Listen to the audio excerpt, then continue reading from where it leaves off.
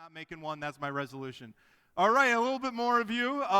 That's an interesting view on life. But you know what? I think as we go into the new year, it seems like there's really two ways to approach it. There's two ways to approach a new year.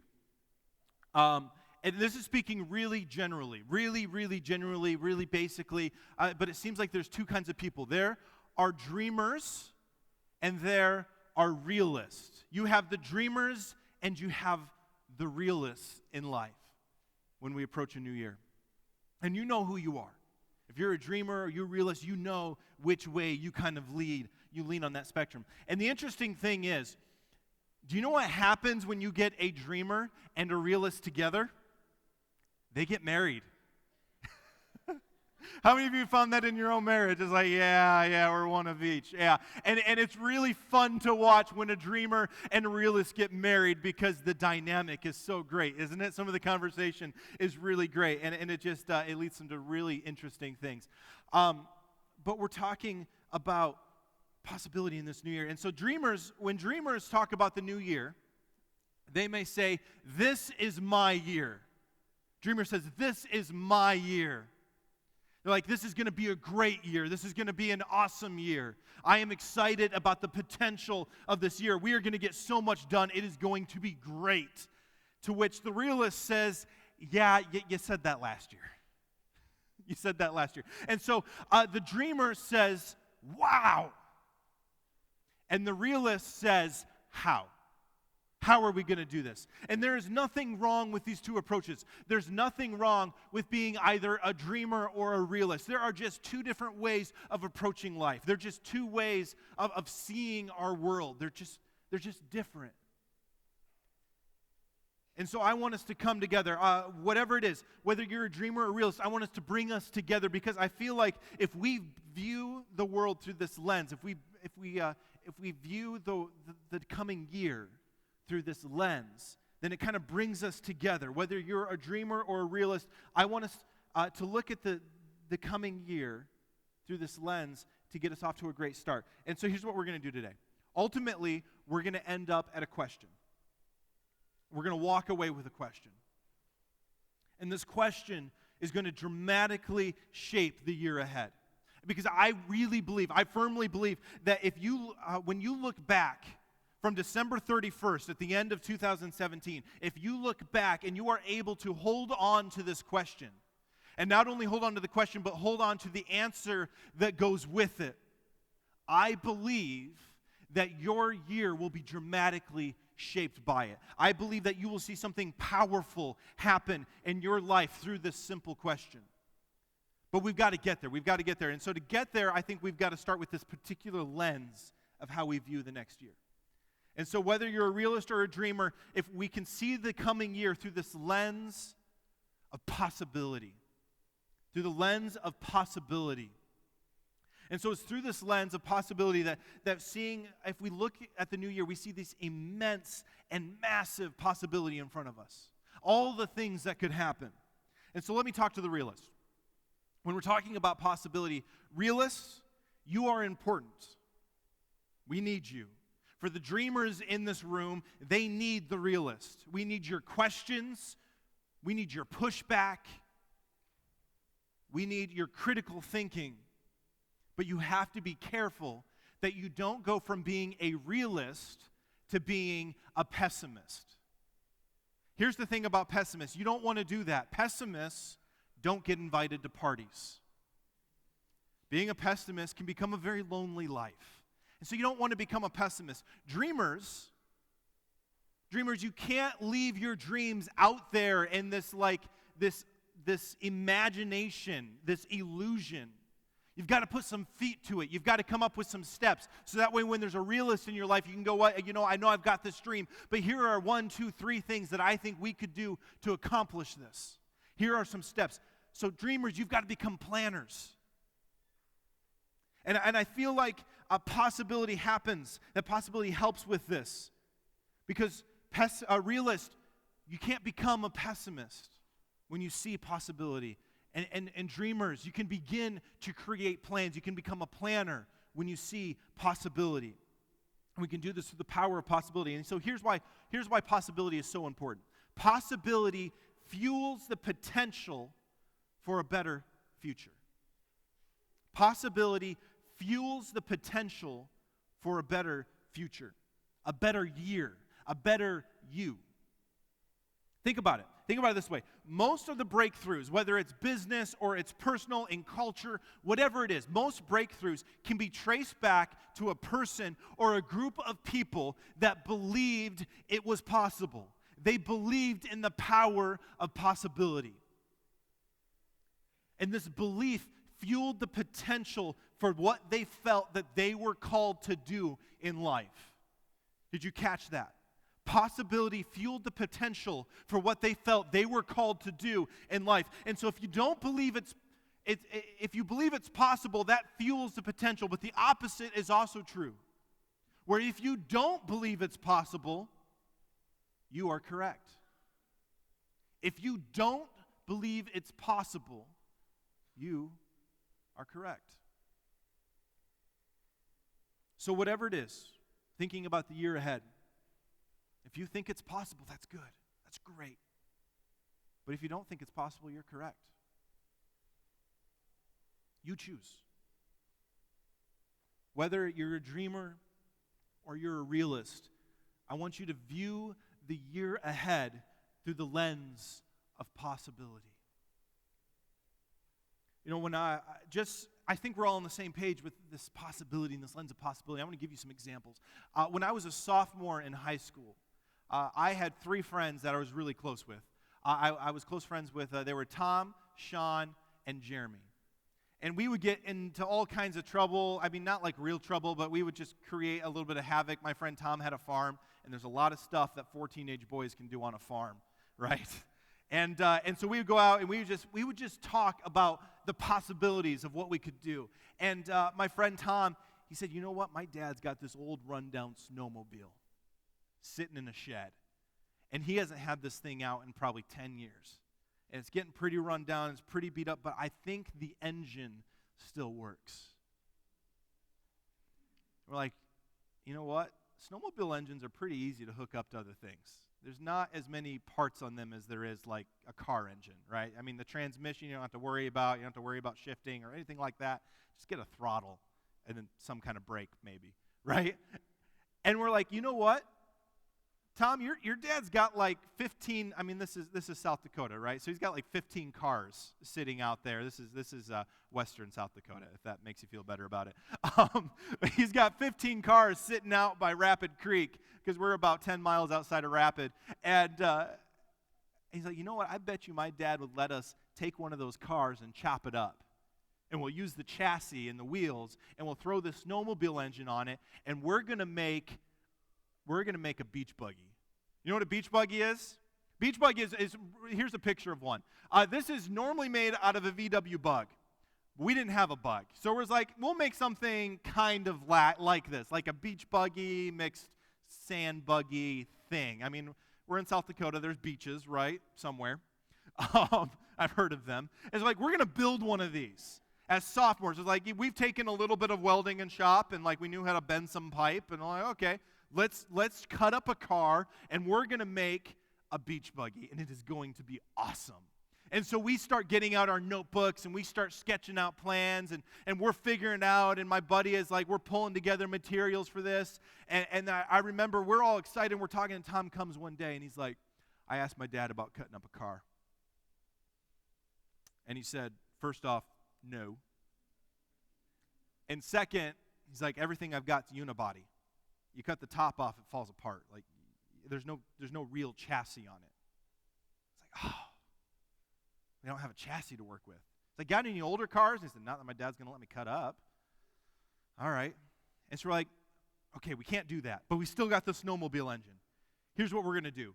We are going to build our own chassis, and instead of a dune buggy or a beach buggy, we are going to build a sand rail. You know what a sand rail is? This is a sand rail. Tell me that is not the coolest little thing.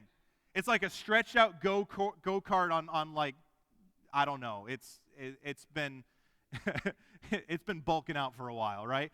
And so we start talking about this sand rail, and we're like, yeah, and we see videos of like guys wheeling them and just going through everything, and we're like, okay, we can build this. We can build a sand rail. And so we start drawing sketches, and I had like 15 notebooks just full of like chassis designs. You know, we started looking up like structural engineering stuff so we could try to figure out the math for a chassis, which is like, you know, but we're going to do it. We're going to build a sand rail.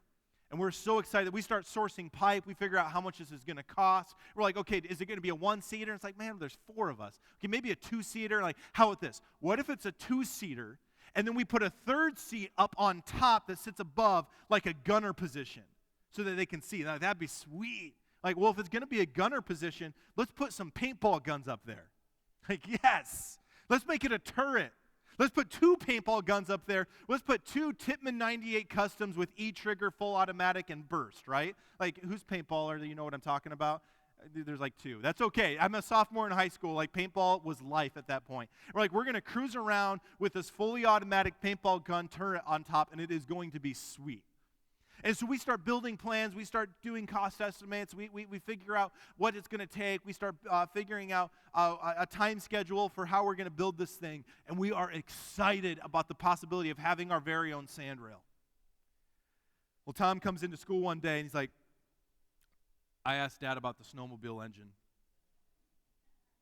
He says, that thing hasn't run in 8 years. And it's not going to run. Like, oh, so you're telling me we don't have a chassis and now we don't have an engine? No. Well, let's go find an engine. And as sophomores in high school, in our attention span, that's about as far as it went. And nothing ever came of it. But here's the thing. We had the possibility of having an engine and a chassis. And it was so exciting for us as sophomores in high school that we ran with it. And our plans got better and better and better because possibility fuels potential in our plans. When you have possibility, your plans get better and better and better. And so a good plan gets better and better and better when you have possibility attached to it. That's kind of a silly example. Let's take another one, though. Look at these 2 guys here. These 2 guys, indirectly or directly, have dramatically changed your life. These 2 guys are Wilbur and Orville Wright, the Wright brothers. These guys had no business getting into flight and being able to fly. These guys made bicycles for a living. And their hobbies included things like watching birds and drawing pictures of birds.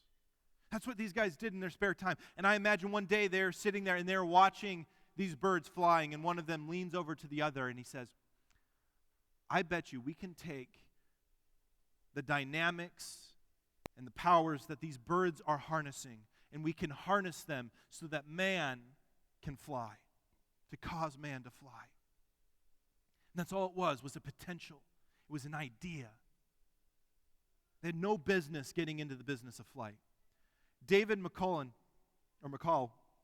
has a book called The Wright Brothers. And he says this. He says, in no way did any of this discourage or deter Wilbur and Orville Wright, any more than the fact that they had no college education, no formal technical training, no experience working with anyone other than themselves, no friends in high places, no experience no government subsidies, and little money of their own. Or the entirely real possibility that at some point they could be killed. Here's the thing, they went for it anyways. Because they had the power of potential, the power of possibility in their life. In fact, the U.S. government paid a gentleman, Samuel Langley, $70,000 in order to figure out how to fly, and he failed. The Wright brothers did it for less than $1,000. That is the power of possibility. Whether you're a dreamer or you're a realist, if you don't believe it's possible, you are correct. But possibility can fuel the potential for a better future, a better year, a better you. So practically speaking, how do we do this? What does this look like? For all the business people in this room, this is the first week of the year. First week of the year. And so for the coming year, I want you to see your business through the lens of possibility. If you have a team, I would encourage you that tomorrow or this week sometime to gather your team and say this. In this year in business, we want to own a space in the land of possibility and lease a space in the land of reality. In other words, we want to live in the land of possibility and we want to visit the land of reality. And I'm not saying that you should ignore or deny reality. You've got to deal with the realities of a situation. You have to deal with the economic dynamics that you're in. But what I am saying that as a business leader, you need to define reality and not let reality define you. Because businesses that break through do this. They own a space in the land of possibility and they lease a space in the land of reality. And so let me ask you a question. Was the opposite true for you in your business in the last year? And if you were to flip it this week, what would that do? You can take that, you can make it own. Own a space in possibility and lease a space in reality. But this isn't just business. This is personal. This is actionable in your own life. So I want to ask you this question. What do you think is possible for you in the new year? What do you think is possible for you in the new year? Do you think it's possible that in the new year you can take steps to being more financially free, to being more financially stable in your life? Because if you do, you are going to take the first steps. And if you don't, you're correct. What do you think is possible in your marriage? Do you think it is possible for you to have a better marriage, for your marriage to get better? Because if you don't, you're correct. Is it possible for your health? What's possible for your life? What's possible for your emotional life, for your spiritual life? What is possible in the new year? So whether you are a dreamer or you are a realist, the answer is very, very helpful way to view the year ahead. What is possible for you in the new year? And I think this is an incredibly helpful question, but it's not the one I want to talk about. This isn't the one I want to spend a long time about. I don't want to do that. Because there is a far greater question to be asked. And I alluded to this question earlier, this question that if you can hang on to it and you can hang on to its answer until December 31st at the end of this year, it's going to change your life. And so I'm going to tell you that this can have this great impact on your life. And I don't think I can overhype this. I don't think I can over-exaggerate this. And the reason I can't overstate the importance of this question is not the how or the what. It's not the content of the question. It is because of who is involved in the question. It's because who is involved in the question. So here's the question that I think can shape the trajectory of your year ahead, both as an individual and collectively for us as a church. And it's this. What does God think is possible for you in the new year? What does God think is possible for you in the new year? Please, please, please, please don't miss this. Because what we're saying in this question is that the creator of the universe thinks that something is possible for you in the new year. Don't miss that. God, the creator of the universe, thinks that there is something possible for you in the new year. Let me make this personal. I see my friend Dave here in the front. So I want you to ask, what does God think is possible for Dave in the new year? Let's make it personal. My wife is over here, my wife Erica. What does God think is possible for Erica in the new year? You need to spend some time on that question. What does God think is possible for you in the new year? And maybe you're here and you're thinking, Josh, this question really doesn't pertain to me. I don't believe in God. It's like, I understand. I can respect that. But let me first say this. We are thrilled that you're here. Because the fact that you say you don't believe in God and yet you are still willing to come to a church shows that you are an incredibly open-minded person, which is a wonderful attribute to have. And nothing I say this morning may convince you that there is a God, but just because you're an open-minded person, here's what I want you to hear for just a moment. That maybe you have been told all of your life that you have to believe in God, that you have to believe in God. And here's what I want to say. If you don't believe in God, we respect that. But what I want you to hear from us today is that while you may not believe in God, God believes in you. And so when you see the answer to this question of what does God think is possible for you in the new year, you may think, you know what, I still don't believe in God, but if there is a God, I want that God to answer that question for me. I want that God to answer the question like this. Because the answer to this question has the power to shape the trajectory from between now and December 31st. And so as some of you may know, the scripture says that with God, all things are possible. And I firmly believe that. I really believe that. But I want to give you something more specific, a little more concrete answer to this question. So what does God think is possible for you in the new year? Specifically, here's a list of what God thinks is possible. Love, joy, peace, patience, kindness, goodness, gentleness, self-control. And so you may see this list and you may think, wow, that's a sweet list. It's a nice, sweet list. Here's the thing. It is not a nice, sweet list. It is a powerful list. And here's why. For those of you who like doing New Year's resolutions, every single positive New Year's resolution can be pulled from this list.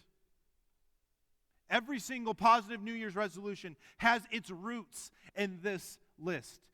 Every resolution, the end game is trying to do something with your heart.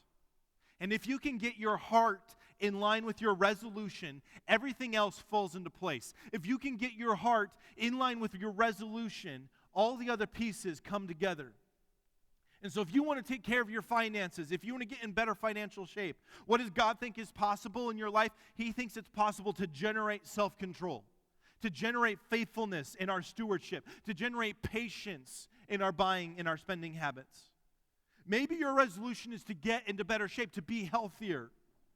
God believes that self-control is possible. Maybe it's an addiction or an appetite. Self-control is possible for you. Maybe worry or anxiety or depression are battering away at you. God believes that there can be joy and peace and love made available to you. Maybe it's patience. Maybe you've got a temper and it's pushing the people in your life away. God believes patience is possible for you. This is a staggering list of possibility because this list actually comes from a verse in the New Testament in Galatians. Galatians chapter 5, verses 22 through 23 says this: "The fruit of the Spirit is love, joy, peace, kindness, goodness, faithfulness, gentleness, and self-control." And I love this. "Against such things there is no law." And so watch this. The reason that God thinks this here, the reason that is this here. The fruit of the Spirit. The fruit of the Spirit. What is possible is that Jesus believes that this in you, that if you walk daily with Jesus, if you believe Jesus, if Jesus, because Jesus believes in you. And so as we daily abide in Jesus, He can produce this fruit in our life. And it's why we're not here to lead you into a growing religion. We are here to lead you into a growing relationship with Jesus Christ. And so as we walk with Him over the coming year, if we're able to look back and we are able to see the fruit that He has produced in our life because we daily walk with Him. And so let me say it this way. Look at this list. It's love, joy, peace, patience, kindness, goodness, gentleness, and self-control. Look at this list. Because the people in your life want this for you. They want these things for you. The people in my life want these things from you because they are on the other side of us. They have to deal with our shortcomings on this list. They want these things for us. Believe me, trust me, they want this for us. I'm a preacher's kid, and I've grown up around Galatians chapter 5 my entire life. I've heard these since I was a kid. But I had a college professor who said something that put this in a whole new light for me. It changed the way that I viewed these fruits of the Spirit. And he said that every time he would take communion, he would imagine that he was receiving one of the things on this list from God. He was receiving one of these fruits of the Spirit from God, and he was internalizing it as part of who he is. And he would make it part of who he is. And I want us to take that and take it through the scope of an entire year. Let's take that challenge and take it to the scope of an entire year. Now I want to select one of these and make it a New Year's resolution, where I want to take one of these from this list of 9 and imagine that I'm going to focus on it for the entire year. I'm going to focus on one fruit. So which one? There's 9 to choose from. Which one should I focus on? And that is a great question. And one that I want to ask you, which one should you focus on for the coming year? Which one do you need in your life? And so to get to that, because sometimes, and you can look at that list and be pretty daunting. It's like, man, I'm not sure which one. So I've got 4 things I want you to do. The first one is you need to ask a spouse. Ask a spouse. And here's the thing about asking a spouse. They may give you more than one. And that's when you have permission to say, you know what, just say, you know, the preacher said, just one. Just one, babe, just one. Second thing is ask a friend. If you don't have a spouse or you've got a close friend, ask a friend. Third, ask your growth group. When you meet with your growth group, you should do that this week. When you meet with them, go around the circle and say, which one of these do I need to work on? Which one do you see that I need in my life? Which one do I need to focus on? And the last is ask God and see where the consensus is. See what comes up. So I've got homework for you. Between now and next Sunday, I've got homework. The first one is choose one. Figure out which one of these it is. Some of you may know what that is now. Some of you have got to ask a spouse. You've got to ask your group. You've got to ask a friend. You've got to ask God. But choose one. Second, come back next Sunday. I think that you can do that. Come back next Sunday. Third, get in a group. I would really encourage you to get in a group. We have some great groups that are starting up. We've got information on them in our growth groups out at the information table. I want to encourage you to get into one of those. There's some that are starting. There's some that you can just jump into. Because here's the thing. Like I said earlier, you need to go around that group and you need to tell them which of the 9 you're going to work on. Which of the 9 that you're going to work on, so that they can hold you accountable, but also so they can cheer you on. So they can cheer you on. So you can say, they can say, you know what, it's April, and you said you were going to work on patience, and this is what we see. It's April, and you said that you were going to work on peace, and this is what you see. That you're going to work on self-control, and this is what we see. Your group can cheer you on, and they can keep you accountable. They can keep you focused. And so if you're going to do this, it's going to lead you to this incredible place in life. And here's why. Since this is what God believes is possible for you, if you figure this out, it is going to lead you to a path of blessing in your life. It's going to lead you to a blessed place in your life where you and God are working together on what God thinks is possible for you. And that is a wonderful place to be. And so many of you may hear this, you may think, that's great, but Josh, are you going to do this? Is this just preacher talk? Are you going to do this? Is the rest of the pastoral staff going to do this? And we are. We're going to work on this. And so here's what I'm going to do. Here's what I'm doing.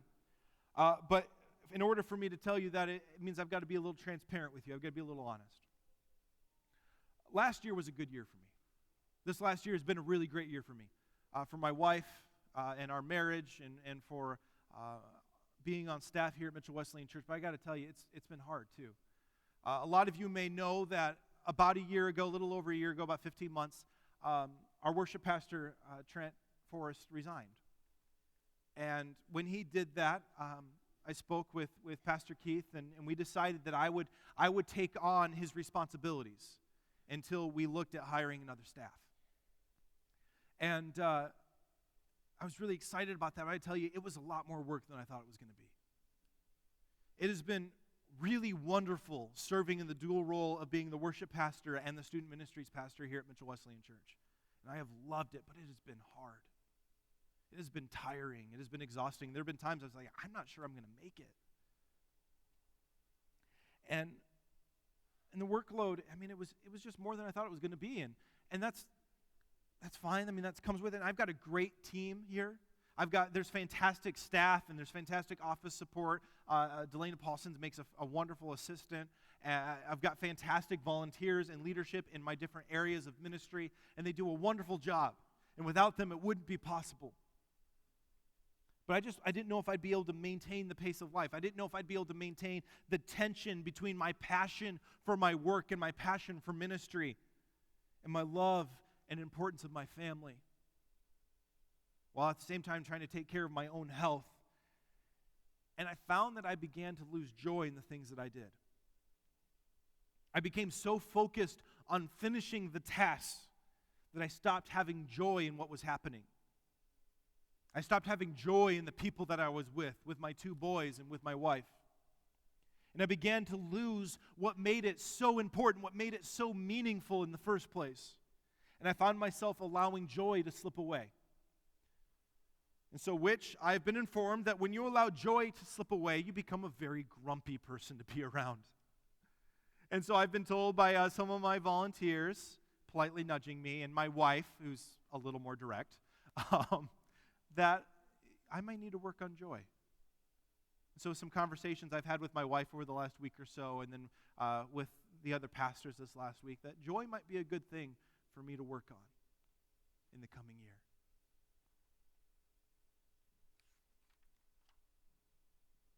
And so what does that look like? Because I got to be honest, I'm not entirely sure what it means to work on joy. It's like, do I just go around singing, I got the joy, joy, joy, joy down in my heart? Where? I just put that on a loop in my head? Like, I really hope not, because I'm not sure that's going to help with the joy issue. But I'm going to work on it. I'm going to focus on it. You know, I'm about a week or so into this, of working on joy. And already there have been some good days. I mean, we've had the holidays, and there's been some days that are just full of joy. But at the same time, it's been a busy week. There's been a lot to get done. And so there are times that joy is just hard. There have been moments where it's like there is no joy in this moment. And so here's a thought in all of this. When I started this dual role here, there were days that I felt that I was over my head. And that there were days that I felt I was neither qualified nor equipped for what was at hand. And I was reminded of this, that God's greatest plan for me is Jesus. Period. God's greatest plan for me is Jesus. And when God's plan for you is Jesus, balance can always be found. When God's greatest plan for you is Jesus, the best is always yet to come. And that is great news. Because if we are going to get from now to December 31st with whichever of this list, love, joy, peace, patience, kindness, goodness, gentleness, self-control, whatever from that list, if we're going to get to December 31st, you have got to be desperate and dependent on Jesus like never before. You have got to cling to Jesus like never before, because here's the thing, it doesn't happen naturally. How does that mark your spiritual life? Do you desperately cling to Jesus, or have you gotten into the routine of religion? How desperate are you for Jesus? Because if I'm going to get to December 31st and I'm going to have the fruit of joy in my life, then I can only do that by staying laser focused on Jesus in what I do. Because with Jesus, all things are possible. And if you are being wrecked by addiction right now, and you need self-control, Jesus says it's possible. If your relationships are being wrecked right now because you are impatient, or there is hatred and pain in your heart, Jesus' love is possible. If worry or anxiety or depression are battering at you and beating you down, Jesus says peace and joy are possible for you. He says, come to me. Do you believe that? Because here's the question. What does God think is possible for you in the new year? What does God think is possible for you in the new year? And here's the answer: the fruit. The fruit of the Spirit is love, joy, peace, patience, kindness, goodness, faithfulness, gentleness, and self-control. That is what is possible for you. So choose one. Choose one. Come back next Sunday. Share it with your group or get in a group. And let's go on a journey together over this next year as we see what Jesus can do in our life, what Jesus believes is possible in your life. And if that doesn't convince you to do it, I triple dog dare you. Because Jesus believes in you. And it's not an accident that you're here today. I'm going to invite the worship band back out. And I'll give us all an opportunity to sing back to our Heavenly Father. Because it is possible, because Jesus is our Savior, it is possible to sing back to our good Father.